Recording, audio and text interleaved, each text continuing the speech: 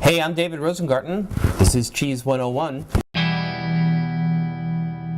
My name's David Rosengarten. It's the blues that you know. We think this one's really good. Delicious. I actually do like cheese, but What kind of cheese do you like? Swiss. Cheese is easy. Yeah.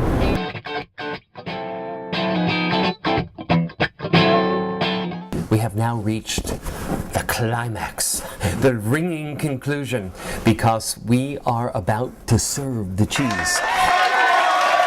I'm in the middle of a dinner party. I got a few surprises for my guests, and I'm about to put together the cheese platter for the cheese course in the dinner party. Now, you know, when you serve cheese is really the first consideration in serving cheese, because some times are better than other times. In America and some other cultures, people like to serve cheese before the dinner as kind of like a cocktail accompaniment. You know, the French have a saying. They say that cheese closes the stomach. And so the French rarely or never serve cheese before the meal. The French like to serve cheese after the main course and before the dessert. Now, what kind of cheeses are you going to put on your cheese platter? And there's all kinds of ways to do this. Some people like to have, let's say, an arrangement of goat cheeses, and that's the cheese platter. And that's cool. That's an interesting way to go. Or an arrangement of bloomy white rind cheeses, and that's an interesting way to go. For me, what I like over and over again the most is to put an assortment of cheeses on a cheese platter. It's really interesting. Everybody gets a little taste of each. And I think anywhere from 3 to 5 is good. Less than 3 looks skimpy. 5 categories of cheese, right? I'm trying to not let my guests know exactly what they're getting because I want it to be a surprise. And I've got this really A-list of guests waiting for me. Start with goat cheese. I always like to start with goat cheese, and this would be a good eating order as well, what I'm about to show you. This is a little crottin, or horse dropping, as we said before. I think that you could think of this as kind of the appetizer of the cheese course. Think of the cheese course as a meal, all right? This is the appetizer of the cheese course. Then, let's get to the pasta course of the cheese course. When we get to that nice, creamy, runny kind of thing, that's what pasta usually does. I have here a camembert. You see it right across the top there, which I'm hoping is going to be a nice, creamy, runny thing. Okay, put it on here. That's excellent. Now, you go on to what I consider to be the main course of the cheese course. And here you have 2 options. You can either use the hard cheese. Here I've got the Swiss Gruyere. And put that right on the platter, and you can begin to see how the platter has great variety and interest.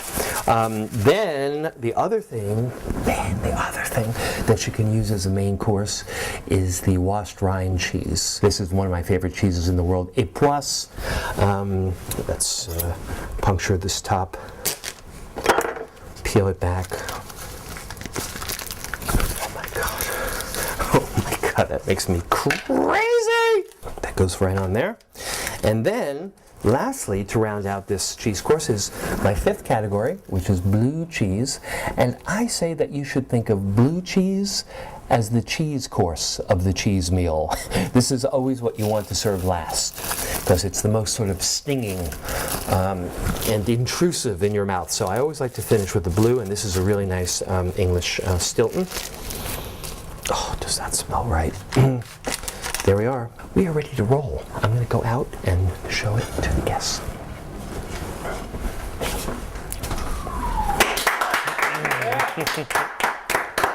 Voila. Okay, let's get started. Now, you notice that there are no condiments on the table. Some people like to serve sweet, figgy, preservy things with their cheese.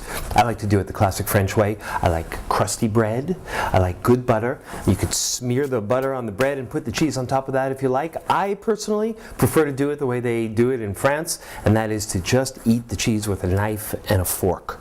That way, you get the most out of the texture of the cheese. Just like it's a piece of meat. You eat the cheese.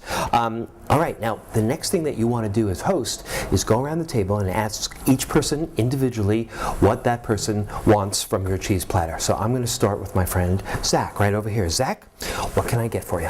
Which one's most like American cheese?